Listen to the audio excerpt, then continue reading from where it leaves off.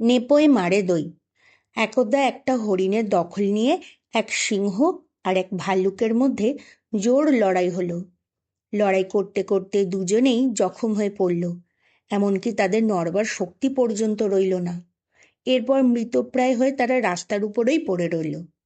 এমন সময় এক খেকশিয়াল সেই পথ দিয়েই যাচ্ছিল। যেতে যেতে দুই মহাবীরের ওই অবস্থা দেখে এবং একটি মৃত হরিণকে দুজনের মাঝখানে পড়ে থাকতে দেখে তখন ধূর্ত খেকশিয়ালটি মৃত হরিণটাকে কামড়ে ধরে টেনে হিঁচড়ে নিয়ে চলে গেল। এই দৃশ্য দেখেও সেই সিংহ ও ভাল্লুক কিছুই করতে পারল না, কারণ তারা দুজনেই উত্থান শক্তি হারিয়েছিল। সিংহ ও ভাল্লুক তখন নিজেদের মধ্যে বলাবলি করতে লাগলো, ভাগ্য আর কাকে বলে! যে হরিণটা পাওয়ার জন্য আমরা লড়াই করে মরলাম, কিছু না করে সেটা পেয়ে গেল একটা বজ্জাত খেকশিয়াল। গল্পটির উপদেশ হলো, নিজেদের মধ্যে গণ্ডগোল অপরের সুবিধা হয়।